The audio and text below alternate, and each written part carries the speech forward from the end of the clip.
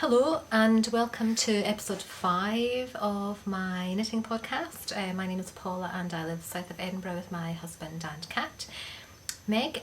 Meg is on the back shelf today because there's a desk with a blanket and she can kind of hang over the radiator and get warmth, even though last week my husband bought, it's under here, you can't see it, but he bought her it's like an electric blanket for a cat, so it means that during the night when she's sleeping she has an electric blanket, which I'd quite like an electric blanket myself.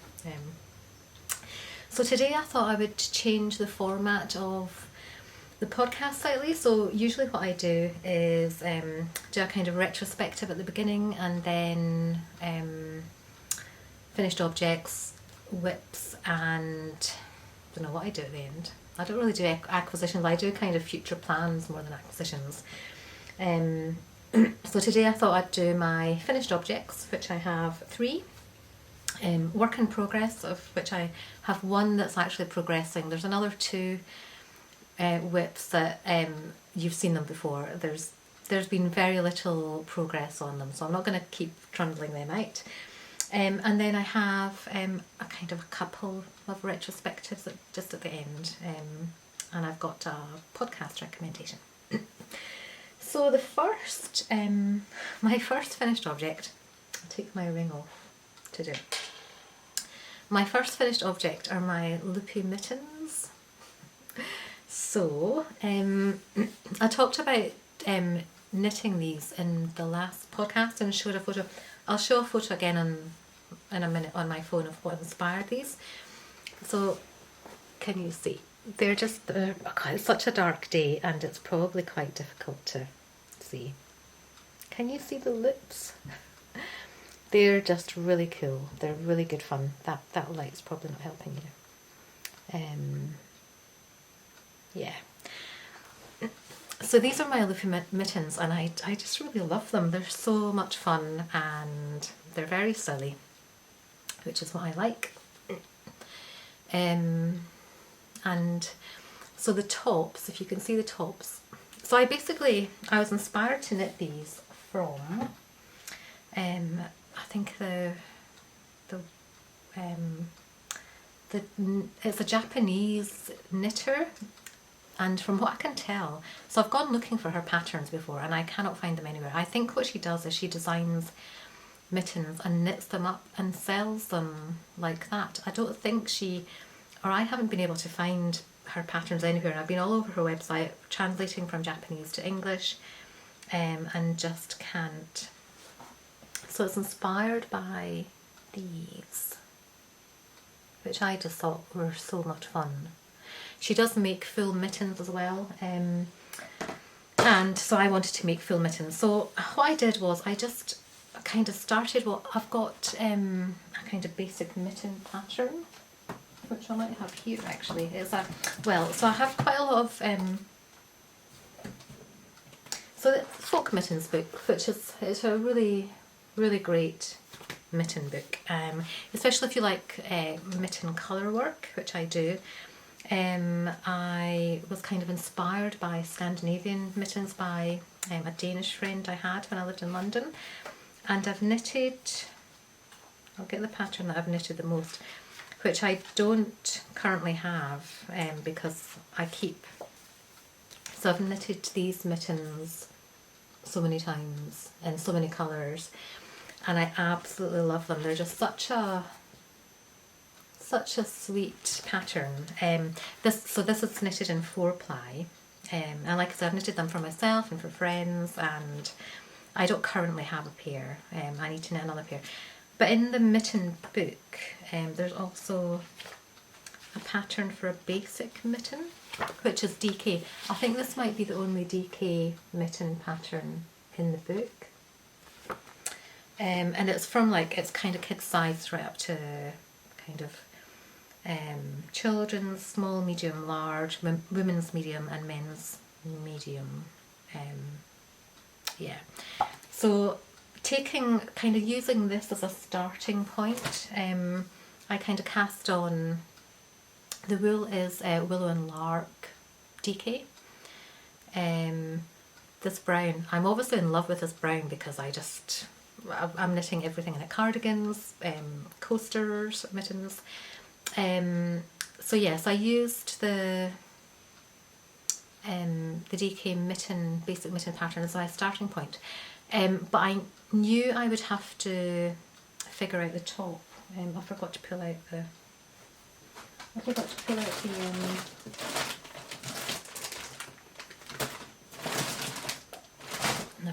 never mind. So yeah, so I just did a 2x2 rib, and then to get the loops, which is the fun part, I just did a YouTube tutorial on how to do the loops, which I'd never done before. But they were quite fun to knit, and because it's such a small garment, it didn't take long. It didn't take long at all. I probably knitted one mitten in 2 days, 2 or 3 days, depending on how much time I had. So you can see the top is my least kind of successful part of the mitten. So I did the like slip knit and knit two together to get the kind of the kind of neat finish on the sides, and I think I had 2 stitches between the decreases to kind of give a bit of a chunk, and then at the top I just did Kitchener at the very top, but I hadn't swatched the top at all. I was just going from having done other patterns, so other patterns like knitting socks and knitting other mittens. I thought I wanted like a complete triangle at the top, but anyway, by the time I got there, because I hadn't calculated it properly, I had to kind of finish off a bit early, and maybe I finished off too early. They do fit me, and they're okay, but they are slightly snug. And then the thumb, I just having knitted many thumbs before, I just picked up. So when I for the thumb gore, what I do is I knit and waste yarn across it, and then I go back and knit across it again in the brown yarn, so that when it comes to picking up the stitches for the thumb, it's really easy. I just slip 2 DPN through, and that's it. It's really, the stitches are there already, and I picked up an extra stitch at each end so that there wouldn't be a hole, and then just decreased it immediately on the next round. So yeah, I do really love these mittens, and I've worn them. I showed them to my little 8-year-old friend, and she patted them, and loved them. And then my husband suggested I knit a pair for her, which she didn't jump on immediately. Years ago, my youngest godson asked me to knit him a pair of mittens, and I said yes, because I wrongly thought that he would forget about it immediately, but he didn't. And he asked me, so I saw him every weekend, and every weekend I saw him for a year. He asked me how I was getting on with knitting his mittens. So eventually, of course, I had to knit him the mittens, which I did, and he loved them. He wanted them in the same colour as the mittens I had, which was black and yellow. So I did knit him mittens, but it took me a long time, and it taught me not to promise things to children that I'm not going to deliver, because they don't forget anything. So anyway, these are my brown loopy mittens, and I really love them. I think they're really funky. Yeah, love them. So that's that. My second finished object is my pink loopy mittens. So again, it's willow and lark. So these are slightly different. Because those are they're a wee bit short, and yeah, and the top wasn't quite right. The decrease, I actually did a swatch of the top for these ones, which I meant to pull out today. It's in a big tub here full of stuff, so I'm not going to rustle around trying to find them. But I basically did a kind of cast off, and then I left 8 stitches on at the top and to then Kitchener, and actually that looked like a really nice top, and that's what I intended to do for these mittens, but when I got to that point I was really curious to see what it would look like with the triangle at the top, so I just did that. But actually I think if I was to make another pair, so I've written out the pattern now because I think this is pretty close to what I want. If I was to make another pair, I would do the cast off for the top, but then I would leave eight stitches on each side and Kitchener them, because that actually gave a really nice rounded top. These are okay. I mean, the top's kind of okay, but I don't know. It's not. I had a kind of. It's not even matching what the Japanese designer does. It's just a kind of image that I have in my head of what I would like my Loopy Mittens to look like. So, but yeah, I don't know if you can see the lips. They're just so funky. I love them. I love the colour combination as well. And yeah, so the thumb, the thumb was kind of easy to do because it's kind of obvious where you need to cast off, and you get quite a nice point. So yeah, so these are my pink Loopy Mittens, and I really love these. These are just so cute and funky. So yeah, Willow and Lark. The thumb is actually Drops Puna, which I think is 100% alpaca. But it makes a really nice kind of contrast. If I hadn't seen the Japanese designer, I wouldn't have thought of doing a white thumb contrast, and actually the kind of blockiness of the colours either. So I was really inspired by her. Yeah, she has so many great designs. If I was her, I would write the patterns and sell them, because not just kind of loopy mittens, but she does other mittens and hand warmers as well. They're really good. I think she's called Shiota Tsuneo. I don't know how to pronounce it, but if you want to look her up on Instagram, that's her Instagram name, Shiota Tsuneo, I think. So yeah, so they're my Loopy Mittens. Like I say, I've written the pattern, and I might make another pair at some point. It's my little friend's birthday soon. I don't know if I've got the head space to figure out Loopy Mittens for an 8-year-old. Maybe, we'll see. So yeah, so they're my two of my finished objects, and yeah, so yeah, I really love them. It's really fun to knit mittens because they are so quick and they're so satisfying. The loops were really easy to do, so you just so you knit as if you're about to knit, and then you stick your thumb in the thread, in the yarn, and how to do it again, you knit it, put your thumb in, knit it again, drop it off, and then so you've then created 2 stitches and a loop from the one stitch, so then you have to bind off the first stitch of that, and that kind of secures the loop in place. But the YouTube tutorial is really simple, so if anybody fancies doing Loopy Mittens. My next finished object is, so these are Everyday Socks by PetiteKnit.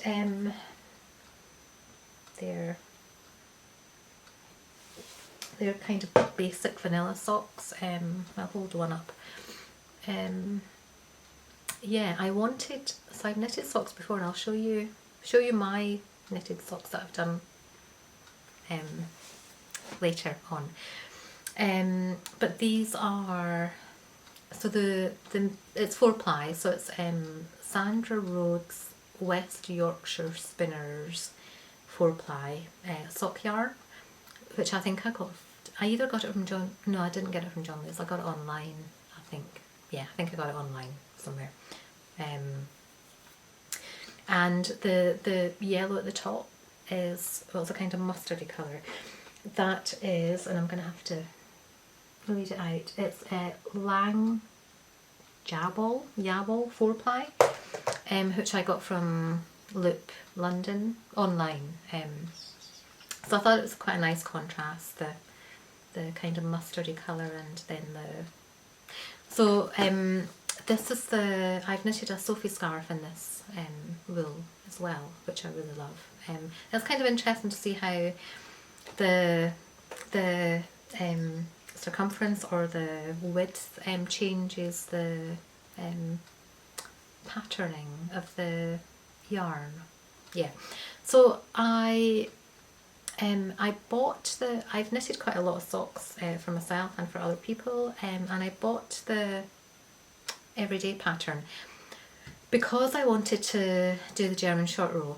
So the sock pattern that I've done previously, it's actually a kind of heavily modified Erika Knight pattern, which for the heel does wrap and turn. So I've done socks, I've knitted socks as well with like, you know, when you turn the heel. So I've done that where you knit and then you turn the heel and then you pick up stitches and then decrease and continue with the foot. So I've done that, but I'm such a lazy knitter. I really hate, I like to be able to start knitting and then just bind off and that's me finished. So I really not keen on picking up stitches and faffing about with ends of wool. So I kind of got this pattern when I was in my knitting on the bus phase, which I still do occasionally, but not as much as I was. And so obviously the cuff was fine, down to here was fine. When I was doing the heel, so I do understand German short rows and I've done them before, but the pattern, the everyday sock pattern, on the final resolution of the short rows, she gets you to, instead of just knitting back and forth on the heel, she gets you to go around the whole sock and resolve and because I was following the pattern on the bus, so that meant I actually wanted to do the heel in the contrast colour as well, but I could see that meant I would, if I did that, I'd have one kind of stripe of the contrast. And I like to knit a pattern before I modify it, just to understand the pattern. So I just did it in the main colour for the heel, and so that I could understand. Anyway, I have to say, I probably just need to, it could have been because I was on the bus, it could have been because it's my first time doing a short row, German short row heel, but I've got holes in my, I don't know if you can you see that? I've got holes in my, the whole point of German short rows is so you don't have blinking holes in the short rows, and I've got, it's kind of holy. Anyway, maybe I just need to practice. Maybe my next attempt at German short rows. Actually, do you know what? I think the second sock was a bit better. Yeah, that is better actually. Anyway, and then something funky happened at the toe in my decreasing. Again, I was doing it on the bus and it's not easy to knit any kind of complicated. There's a bit, you can't really see. So, you know, you can't see, I haven't worn them yet, but I've tried them on and they're completely fine. So yeah, so I really love these. I mean, I really love having hand knitted socks. It feels really, I particularly love, I started knitting socks in the winter a few years ago, and it was while I was watching, so it became a kind of a bit of a tradition to knit socks and watch Scandi Noir on a Saturday night. So yeah, so they're I do really love them. I think they're a great colour combination, and yeah, I will look forward to wearing them, and I'll try the pattern again and figure out so that I can do contrast heel and don't have to go around the whole thing again. But yeah, they feel really nice, and I really love this wool, and I love the contrast wool as well.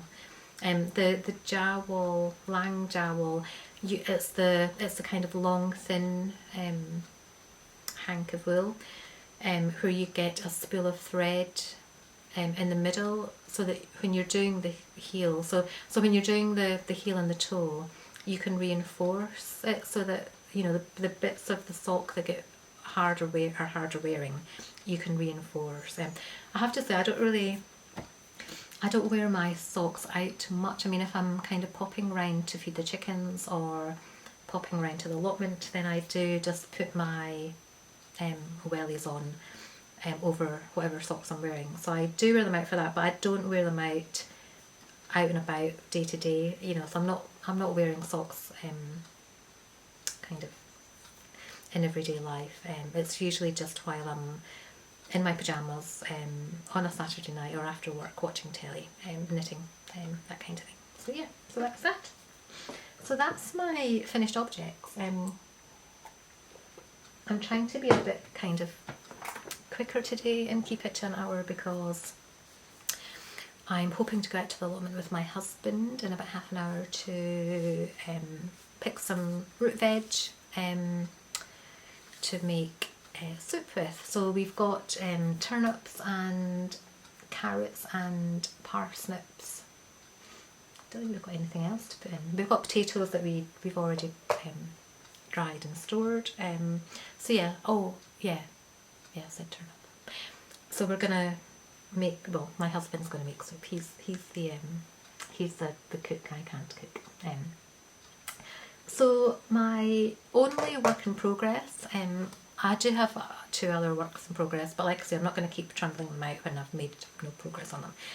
So my current work in progress is, so it's this again. So I really, after I'd finished the brown one, which was kind of knitting, so if you've seen my previous episode, my mother-in-law knitted this for me, I don't know, 20 odd years ago, and I really loved it. I practically lived in it, and so I got the pattern when she died, and so I'd knit it. So I knitted it in Brown Drops Alaska, and so the definition, and actually I have to say that the feel of the drops of it knitted in Drops Alaska was very similar to how I remember the original waistcoat feeling. So I love that, but I wasn't able to use the buttons. The buttons I tried to show and kept dropping before. So I wasn't able to use the buttons on the brown one because it just didn't look right. I thought it would, but it didn't. So I really thought about, and I kind of looked for white, that kind of original Aran-y colour Aran wool to knit, basically to replicate what my mother-in-law had knitted for me, so I could use those buttons again.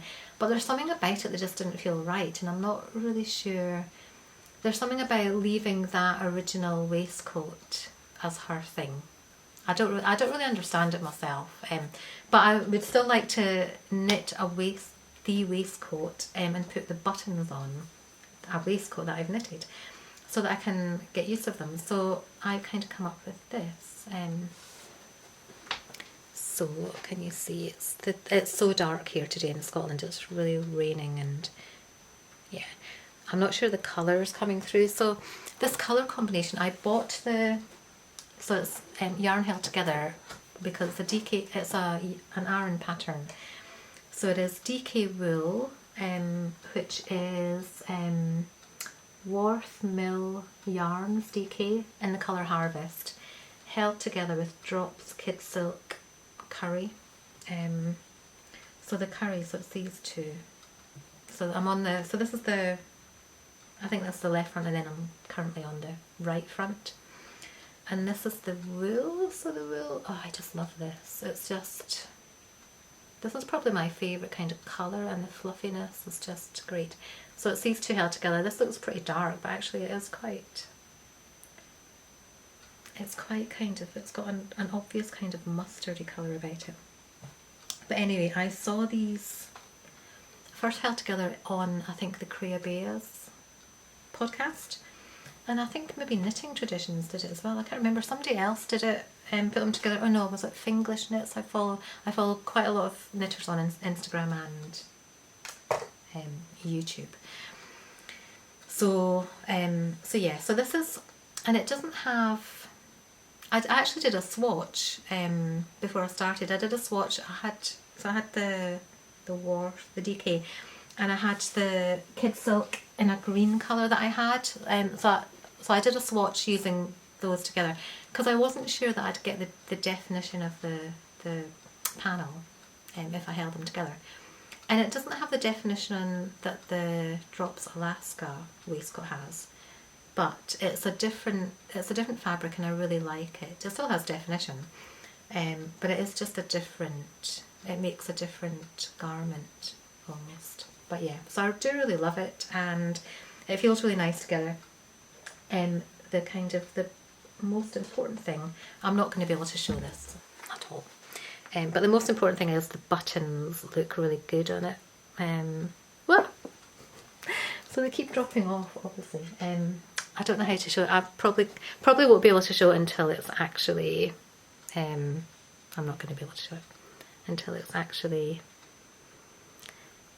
finished and on the garment. But I've kind of sat them on, and they look like they're meant to be there, which is the aim of finding the right buttons for the right project. They absolutely look like they're meant to be there, and I'm really happy about it. So I feel like I'm kind of paying homage to my mother-in-law's original waistcoat while using the buttons that she had on the original, but not kind of, I don't know, what's the word, not kind of trespassing. That's not the right word. I don't know. There's something about it didn't feel right entirely replicating it. So yeah, so really love this, and I'm looking forward to getting it finished. It's such a so because it's knitted flat, it's really quick to knit up the 3 panels. What takes the longest time, and what feels like it's it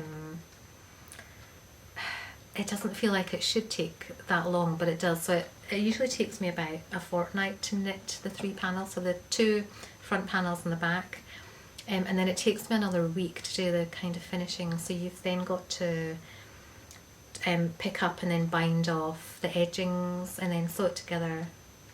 That doesn't sound like it should take, that sounds like it should take an evening, but it actually takes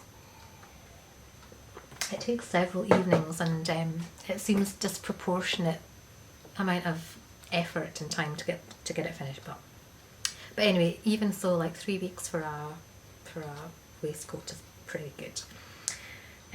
So yeah, so that's my only one whip. I've got lots of wool and lots of plans for lots of things. It's just getting to it that takes time. Okay, so I'm just gonna look at the recording time, because I still haven't figured out how to make it longer than half an hour. So I'm going to stop recording here, and then I will start again immediately, just to kind of finish off with my retrospective. Okay, so I have a kind of couple of patterns to show you regarding the retrospective, and I'll do the socks first. So so these are quite an old pair of socks. They're clean, but they're really well worn. Again, so these are West Yorkshire Spinners. I don't remember the colour. 4-ply. I don't remember the colour. And I also did the toes in purple wool that I had. But yeah, so these are, like I say, they're really well worn socks. And then so my second pair, I've got more actually upstairs. There were just 2 hanging on the radiator after being washed. I don't remember what wool this is. It's a sock yarn, but I don't remember what sock yarn at all, actually. That information is long gone. But they're both the same pattern, so you might be able to see there's a kind of ribbing on the bottom, and the rest is just quite it's a vanilla sock. I really like vanilla socks, actually, just because I want them to be functional and feel nice on my feet, which these do and these do. And the pattern is, so many years ago there was I think it was a book I got from the library, actually, an Erika Knight book, and it had various things in it, and one of them was I think they were called beaded bed socks, knitted flat. Everything was knitted flat, and so what I did, I knitted the beaded bed socks a couple of times, I think, and I think I gave them as presents as well. But then I heavily modified the pattern so that I could knit it in the round, and the heel is done with wrap and turn, which, yeah, you get holes. Some holes are bigger than others. Actually, this one's not too bad. So this is a wrap and turn, but it's not. That's pretty good, I would say, for a wrap and turn.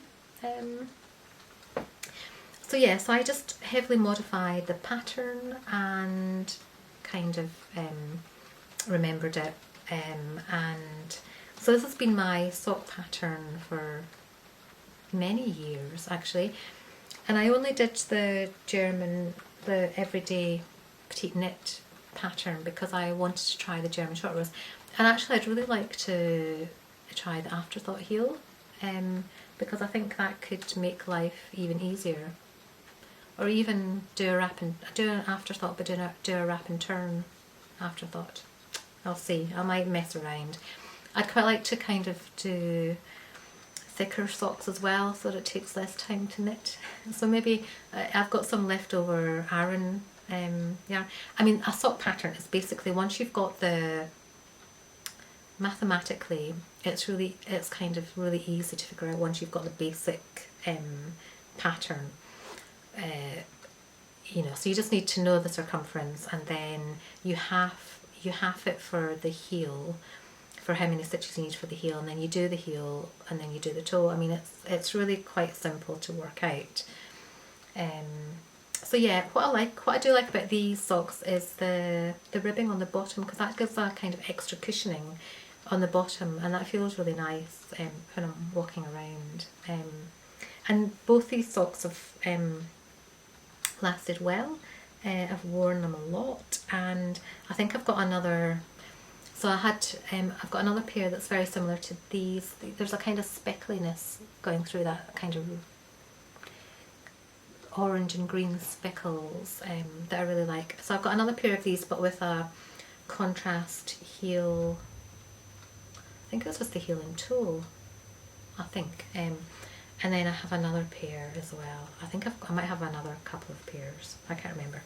So yes, I just thought I'd kind of mention. I think it's quite interesting looking back at previous patterns that I've knitted, and especially kind of slightly older patterns, because watching the evolution of patterns and pattern writing, like, I mean, I have to say, going back into the Sunbeam waistcoat and deciphering how to knit it, I've got to write it out, because there's no hand holding in old patterns, but even just the kind of almost the madness of knitting a sock flat and that was probably about 20 years ago again, the pattern actually, so it was a long time ago, but it's great to be able to modify things, you know, once you've got the basics, to modify it to suit yourself. But yeah, so I still get a lot of wear out of them. So my final retrospective is actually what I'm wearing, so I'll stand up and try and show you. I'll show you the pattern in the book in a minute. It doesn't help, I've got a blue dress on as well. So this is, I'll show you the pattern. It's really lovely. I use it I wear it either like this as a kind of top over a dress, a jumper over a dress, but with short sleeves. I think it's kind of cap sleeves actually, or I wear it as a vest, which works really well. So it's from Vintage Knits again, which I showed last time, and it's this pattern. So you can see it's got beads in the pattern, so I just immediately didn't want to knit it with beads. So it's called a beaded sweater. It's 4-ply. You can see it's got little kind of capped sleeves, which are really sweet. And so this one is knitted in 4-ply alpaca, which I got So I think I only needed 3 balls of wool for it. There used to be a shop in Edinburgh on Victoria Street, I think, called K1. I think this is all going back a few years, maybe about 10 years. It was a great shop, and it just suddenly disappeared one day. So there are 3 offices I work in Edinburgh, and 2 of them, one's on the High Street, one's on Chambers Street. So sometimes at lunchtime, having something beautiful and hopeful and inspiring to go and look at is really, really helps. So I would often wander down to this knitting shop and just kind of dream. And so anyway, I got this alpaca yarn. I think it felt like a bargain at the time. It was about a £5 a ball. So I got this kind of navy blue colour, and I also got white to make a vest, and I had knitted most of the vest, but we hadn't long moved into this house, and I didn't realise we had a moth problem in this house. It's a really old house, and I've never lived in a house that had moths before, so the moths got to the white jumper more quickly than I did, and had eaten through it before I could even sew it together. So again, this is an old pattern, so it's knitted. You knit the front, you knit the back, knit the 2 sleeves, and then you sew it all together. And I've thought about knitting this pattern again, and if I did, I would again just modify the pattern and knit in the round until I got to the top, because there's not much at the top to knit. Yeah. So this is the second one I did, and so this is the first version of this I did. It's all crumpled because it's been folded up, very crumpled. Yeah. So this wool is long discontinued Jaeger 4-ply. I knitted a pair of socks in this afterwards because I really liked it. Had some left over. And this is kind of, I do like it, and but it's older, it's more worn than this one, and so I wear this more as a vest and less as a top over things. But I do sometimes wear it under cardigans. It's just really nice to have an extra layer sometimes. This neck feels, I should maybe put them against it, this feels quite wide. It doesn't feel that wide when it's on, it kind of looks quite wide just now. But it is really nice to have an extra layer in winter. So yeah, so that's that. So that's pretty much all my knitting for today.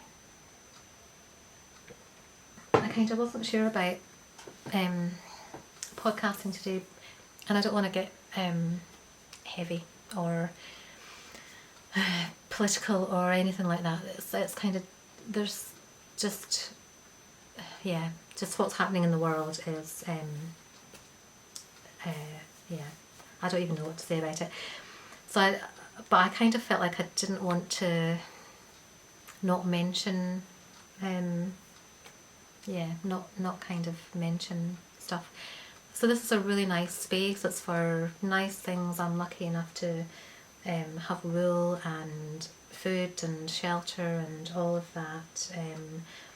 And so this isn't a political commentary. I'm not a politician, I'm not a journalist. I am a writer though, and so I just wanted to kind of mention 3 things I kind of rely on to get me through the day, actually. It kind of, and to put things in perspective. And this will be short. You can skip it if you want. But it's, so I just want to read a quote from Speak Memory by Vladimir Nabokov. It's just the very beginning line, it's the first line, and it's something that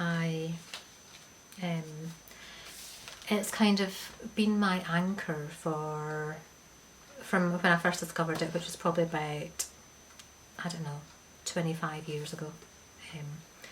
So it's the very first line in Speak Memory. This is Nabokov's memoir. The cradle rocks above an abyss. and common sense tells us that our existence is but a brief crack of light between two eternities of darkness. And I think that it goes on and it's great, but I actually think that sums up everything. Actually, I would even cut the beginning. I'd start it from common sense tells us that our existence is but a brief crack of light between two eternities of darkness. So I think that's like the best line in literature ever. It just, to me, it's so profound, and it says everything. So that's the first thing I wanted to mention. The second quote is from The Little Snake by A.L. Kennedy. A.L. Kennedy is a Scottish writer who I really like. I just think she's a wonderful human being.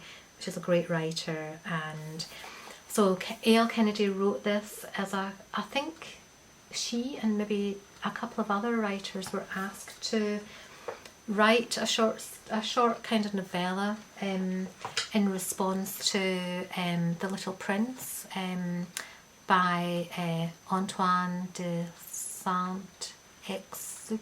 I think that's how you pronounce his name. It must have been, I don't remember actually. I don't have the book. I've got The Little Prince on audiobook. I think it must have been some anniversary of publication for The Little Prince. Anyway, so A.L. Kennedy wrote The Little Snake, and I just wanted to quote one sentence from The Little Snake. So the snake is basically death, who visits human beings and is kind of like, and kills them. It's kind of like a fable that she's written. So yeah, this is just one quote from The Little Snake. It seemed strange to the snake that so many humans would use so many ingenious methods to rush each other out of the world when all of them must leave their lives in any case. And when I was talking to my friend about it, so we both read it and we both went to the event at the Edinburgh International Book Festival where A.L. Kennedy was speaking about the book. I was about to kind of explain the conversation that we had, but I think the sentence says it all. It seemed strange to the snake, so to death, that so many humans would use so many ingenious methods to rush each other out of the world when all of them must leave their lives in any case. So it is that thing of what human beings are doing to each other to make each other miserable and to kill each other and wreak destruction and damage and chaos in each other when we're all, and this is kind of echoed in the Nabokov quote, when our lives are so short anyway. We're here for such, any human being is alive for a finite amount of time. And the third thing that I wanted to quote kind of puts it all in even more perspective. So it's not a quote, I'm probably going to kind of not do justice. So it's, I was watching Brian Cox, a clip from Brian Cox, who is an astronomer, physicist, I'm not sure what he is actually. But he was talking about how, sometimes human beings worry that human beings feel like they want to make an impact on the world or on other people, or they want to have a legacy, or but not only will they not be remembered by their own great-grandchildren if they have children, but everything, like literally everything, is gonna disappear. Time is relative, that everything's gonna disappear. The sun and the stars and everything that we think of as wanting to preserve. We think about preserving great works of art and literature, and but nothing is gonna survive or exist. And in I don't know how many millions of years, maybe, hopefully, I actually don't know what the time scale is for the sun not existing. My brother-in-law would be able to tell me because he's a space scientist, but it's that thing of people kind of there's so many great things in the world, you know, like art and nature and science and discoveries and exploration. There's so many great things in the world, but we're all, you know, hell bent on making machines that usher us out of the world sooner than we would otherwise.